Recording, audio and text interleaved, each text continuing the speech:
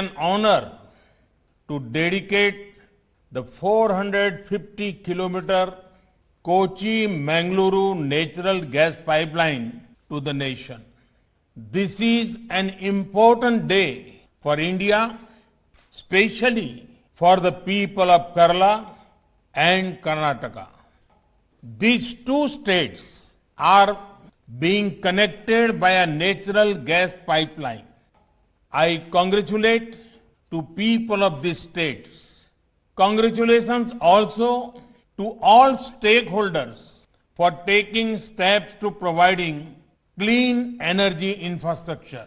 The pipeline will have a positive impact on the economic growth of these two states.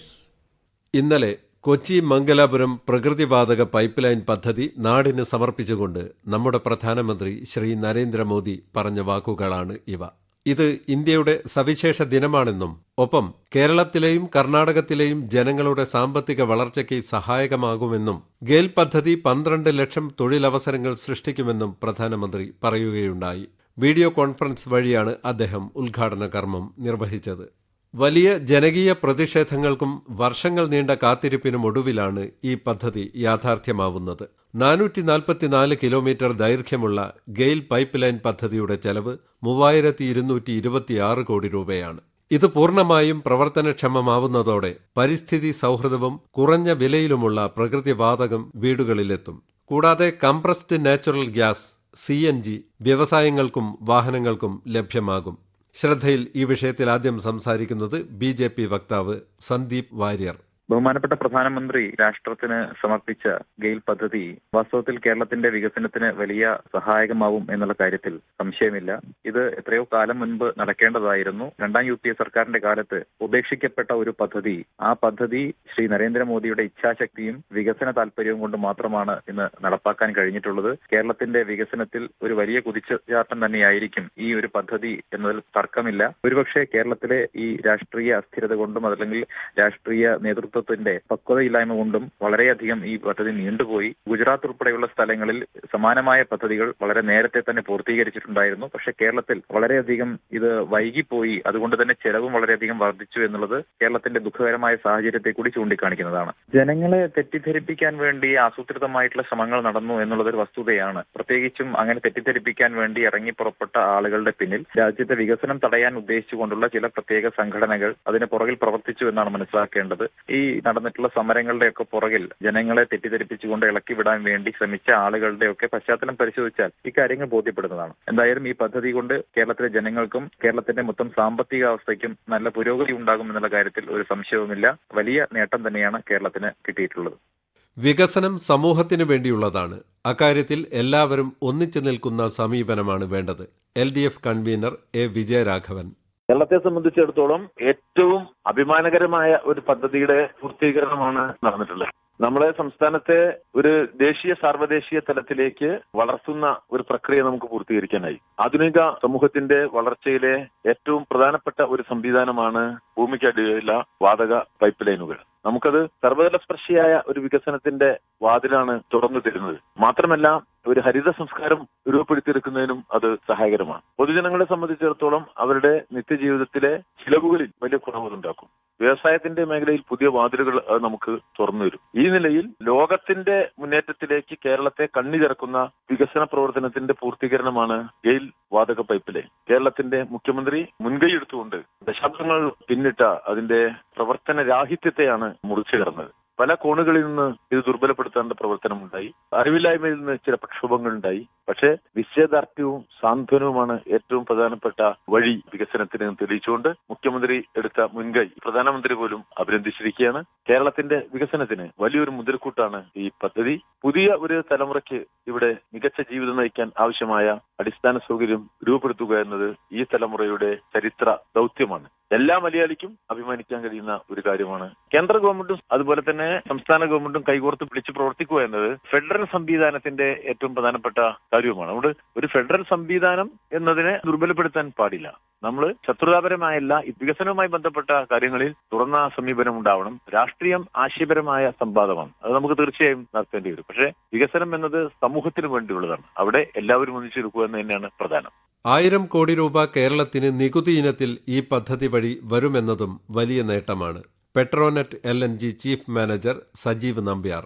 രാജ്യത്തിന് gas ലഭ്യത ഉറപ്പുവരുത്തുന്നത് മൂലം ജനങ്ങൾക്ക് വിവിധ മേഖലകളിൽ ജോലി കൂടി ഉറപ്പുവരുത്തുന്ന ഒരു സംരംഭം കൂടിയാണ്. ഇന്ത്യയിൽ ഗ്യാസിന്റെ ലഭ്യത ഉറപ്പുവരുത്തുന്നതിനായി 2014 കൊച്ചിയിൽ പ്രവർത്തന സജ്ജമാക്കിയ പെട്രോനെറ്റ് LNGയുടെ LNG ടെർമിനൽ, അവിടെ നിന്നാണ് ഈ ദ്രവീകൃത വാതകം ഗെയിൽ പൈപ്പ് ലൈൻ വഴി മംഗലാപുരത്തെത്തുന്നത്. ശരാശരി 450 കിലോമീറ്റർ ദൂരത്താണ് മംഗലാപുരത്തുള്ള മാംഗ്ലൂർ കെമിക്കൽ ഫാക്ടറിയിലേക്ക് ഗ്യാസിന്റെ ലഭ്യത കഴിഞ്ഞ ദിവസം ഉറപ്പുവരുത്തിയിരിക്കുന്നത്. കൊച്ചി പുതുവൈപ്പിൽ 4700 കോടി രൂപ നിക്ഷേപത്തോടെ നിർമ്മിച്ച പെട്രോനെറ്റ് LNG ടെർമിനൽ കമ്മീഷൻ ചെയ്യപ്പെട്ടത് 2013 കൊച്ചിക്കൊപ്പം പ്രവർത്തനം തുടങ്ങിയ കമ്പനിയുടെ ഗുജറാത്തിലെ ദഹേജ് ടെർമിനൽ ഉപയോഗം 150% ആവുമ്പോൾ കൊച്ചിയിൽ വെറും 20-നും 25% ഉള്ളിൽ മാത്രം ഒതുങ്ങുകയായിരുന്നു. മറിച്ച് ഗെയിൽ പൈപ്പ് ലൈൻ വഴി LNG മംഗലാപുരത്തെ കൊടുക്കുന്നതോടുകൂടി കൊച്ചിയിലെ ഉപയോഗം 40 മുതൽ 45% വരെ പെട്രോനെറ്റ് LNG ലഭ്യമാകുന്നതാണ്. പൈപ്പ് ലൈൻ സംവിധാനത്തിലൂടെ വീടുകളിലേക്ക് ഗ്യാസ് ശൃംഖല എത്തിപ്പെടാൻ സാധിക്കുന്നതാണ്. കംപ്രസ് നാച്ചുറൽ ഗ്യാസ് വഴി വാഹനങ്ങൾക്ക് മിതമായ രീതിയിൽ വാഹനങ്ങൾ ഓടിക്കാനും സാധ്യമാക്കുന്നതാണ്. ഇതുകൂടാതെ നാച്ചുറൽ ഗ്യാസ് അല്ലെങ്കിൽ LNG തനിതായി ഉപയോഗിച്ചുകൊണ്ട് ഓടുന്ന ബസ്സുകളും ഇന്ന് നിരത്തിൽ ഓടിക്കുന്നുണ്ട്. 2016 തിരുവനന്തപുരത്ത് ആദ്യത്തെ LNG ബസ് ഓടിത്തുടങ്ങിയിട്ടുണ്ട്. തുടർന്ന് 2020 ഫെബ്രുവരി 27 പെട്രോനെറ്റ് LNG ആയി ത്വരിതപ്പെടുത്തിയ ടാറ്റ നിർമ്മിക്കപ്പെട്ട 2 LNG ബസ്സുകൾ നിരത്തിലോടി തുടങ്ങിയിട്ടുണ്ട്. പൈപ്പ് ലൈൻ കേരളത്തിൽ യാഥാർത്ഥ്യത്തിലേക്ക് വരുന്നതുകൂടി കേരളത്തിന്റെ മുഖച്ഛായക്ക് തന്നെ ഒരുപാട് മാറ്റങ്ങൾ സംഭവിക്കാവുന്നതാണ്.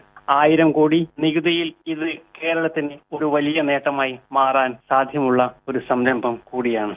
ഹരിതവാതകം എന്ന ലിക്വിഫൈഡ് നാച്ചുറൽ ഗ്യാസ് മലിനീകരണത്തെ കുറക്കുന്നതിനും അന്തരീക്ഷത്തിൽ നല്ലൊരു ഊർജം തന്നെ ഉണ്ടാക്കാൻ സാധ്യമാകുന്ന ഒരു ദ്രവീകൃത വാതകമാണ് LNG. LNGയിൽ നിന്നാണ് pipe natural gas, compress natural gas എന്നിവ ഉണ്ടാക്കുന്നത്. ഈ ഒരു നിമിഷത്തിൽ കേരളത്തിന് ഏറ്റവും അഭിമാനകരമായ ഒരു നിമിഷമാണെന്ന് ഞാൻ കരുതപ്പെടുന്നു. നമ്മുടെ രാജ്യത്ത് കോവിഡ് വാക്സിനേഷൻ 10 ദിവസത്തിനുള്ളിൽ ആരംഭിക്കുമെന്ന് കേന്ദ്ര ആരോഗ്യ സെക്രട്ടറി രാജേഷ് ഭൂഷൺ ഇന്നലെ പ്രഖ്യാപിക്കുകയുണ്ടായി. ഇതിന്റെ സ്ഥലവും സമയവും ജില്ലാ അധികാരികളാണ് തീരുമാനിക്കേണ്ടതെന്നും രാജ്യത്ത് കോവിഡ് വ്യാപനം കുറയുന്നതായും അദ്ദേഹം സൂചിപ്പിച്ചു. സാമൂഹ്യ നിരീക്ഷകൻ കൂടിയായ ഡോക്ടർ പത്മനാഭ ഷേണായിയുടെ പ്രതികരണം. ഇന്ത്യയിൽ ഈ മാസം 13 മുതൽ വാക്സിനേഷൻ പ്രോഗ്രാം തുടങ്ങുകയാണ്. അടുത്ത 6 മാസം കൊണ്ട് 30 കോടി ജനങ്ങളോളം വാക്സിൻ കൊടുക്കുക എന്നുള്ള ഒരു ബൃഹത്തായ പദ്ധതിയാണ് കേന്ദ്ര ഗവൺമെന്റ് ആവിഷ്കരിച്ചിരിക്കുന്നത്. നമുക്കറിയാം, ഇന്ന് വരെ 1 കോടി ആളുകളെ പോലും വാക്സിനേറ്റ് ചെയ്തിട്ടില്ല, എല്ലാ രാജ്യങ്ങളും കൂടി. അങ്ങനെയുള്ള സമയത്താണ് ഇന്ത്യ അടുത്ത 6 മാസം കൊണ്ട് 30 കോടി ആളുകളെ വാക്സിൻ ചെയ്യാൻ പ്ലാൻ ചെയ്യുന്നത്. അങ്ങനെ ചെയ്ത് കഴിയുമ്പോൾ ഒരു 6 മാസത്തിനുള്ളിൽ നമ്മുടെ രോഗത്തിന്റെ വ്യാപനത്തിന്റെ തോത് വളരെയധികം കുറയും. ഓൾറെഡി കുറഞ്ഞു തുടങ്ങിയിട്ടുണ്ട്, അത് വീണ്ടും കുറയും. ഇതിലെ വേറൊരു പ്രധാനപ്പെട്ട കാര്യം എന്ന് പറയുന്നത് ഈ വാക്സിൻ ഇന്ത്യയിൽ തന്നെ ഉണ്ടാക്കിയ ഒരു വാക്സിനാണ്. കോവിഷീൽഡ് എന്ന് പറഞ്ഞ സീറം ഇൻസ്റ്റിറ്റ്യൂട്ട് ഉണ്ടാക്കിയ ഒരു വാക്സിനാണ്. അത് ഫലപ്രദമാണെന്ന് പല സ്റ്റഡികളിലും കണ്ടുപിടിച്ചിട്ടുമുണ്ട്. അത് ഒരു അഭിമാനത്തിന്റെ നിമിഷമാണ്. അതുപോലെ ലോകത്തിന് വേണ്ട വാക്സിനിൽ ഒരു വലിയൊരു വിഭാഗം വാക്സിനും ഇന്ത്യയിൽ തന്നെയാണ് ഉൽപ്പാദിപ്പിക്കപ്പെടാൻ പോകുന്നത് എന്നുള്ളതും ഇന്ത്യക്കാരെ സംബന്ധിച്ച് വളരെ അഭിമാനകരമായ ഒരു നിമിഷമാണ്. ഈ വാക്സിനേഷൻ പ്രോഗ്രാം ചെയ്യുക എന്ന് പറയുന്നത് വളരെ ബൃഹത്തായ ഒരു പദ്ധതിയാണ്. നമുക്കറിയാം, 30 കോടി ആളുകൾക്ക് 2 ഡോസ് വാക്സിൻ വെച്ച് കൊടുക്കുക എന്ന് വെച്ചാൽ 60 കോടി ഡോസ് വാക്സിനാണ് കൊടുക്കേണ്ടി വരുന്നത്. അത് ഓരോ ജില്ലകളിലും ഓരോ മണ്ഡലങ്ങളിലും ഓരോ ബൂത്തുകളിലും ആളുകളെ എത്തിച്ച് അവർക്ക് കറക്റ്റായിട്ട് കൊടുക്കുക. അത് കഴിഞ്ഞ് 4 ആഴ്ച കഴിഞ്ഞ് വീണ്ടും കൊടുക്കുക. അതിന് വേണ്ടിയിട്ടായിട്ട് കോവിൻ എന്ന് പറഞ്ഞൊരു ആപ്പ് നമ്മൾ ഡിസൈൻ ചെയ്തിട്ടുണ്ട്. മാത്രമല്ല, ഈ പ്രൊഡക്ഷൻ ഫെസിലിറ്റിയായ പൂനെയിൽ നിന്ന് എല്ലാ സ്ഥലത്തേക്കും വാക്സിൻ കൊണ്ടുവരേണ്ട കോൾഡ് ചെയിനും ഇതുവരെ സജ്ജമായിട്ടുണ്ട്. അങ്ങനെയുള്ള ഒരു ബൃഹത്തായ പദ്ധതി നടപ്പായി വാക്സിൻ എല്ലാവർക്കും കിട്ടി നമുക്ക് കോവിഡിനെതിരെയുള്ള യുദ്ധത്തിൽ ഇന്ത്യ പൂർണ്ണ വിജയം കൈവരിക്കുമെന്ന് നമുക്ക് പ്രത്യാശിക്കാം. 3000 കോടി രൂപ മുതൽ മുടക്കി മംഗലാപുരത്ത് കൂറ്റൻ വാതക പൈപ്പ് ലൈനും കൊച്ചി പുതുവൈപ്പിൽ 4200 കോടി രൂപ ചെലവിൽ ദ്രവീകൃത പ്രകൃതിവാതക ഇറക്കുമതി ടെർമിനലും. ഇത് പൂർത്തിയാക്കാൻ വേണ്ടിവന്നത് 1.5 പതിറ്റാണ്ട്. വ്യാവസായിക ഗാർഹിക ആവശ്യങ്ങൾക്ക് ഏറ്റവും ഗുണം ചെയ്യുന്നതും പരിസ്ഥിതിക്കിണങ്ങുന്നതുമായ ഒരു പദ്ധതിയാണ് ഇന്നലെ നാടിന് സമർപ്പിക്കപ്പെട്ടത്. വികസന കാര്യത്തിൽ കേന്ദ്ര സംസ്ഥാന സർക്കാരുകൾ കൈകോർത്ത് പ്രവർത്തിച്ചതിന്റെ ഉത്തമ മാതൃകയുടെ ഫലം കൂടിയാണിത്. ഇന്നത്തെ ശ്രദ്ധ ഇവിടെ സമാപിക്കുന്നു. അവതരണം കെ പ്രകാശ്, ആശയം നിർവഹണം ജോൺ കുര്യൻ.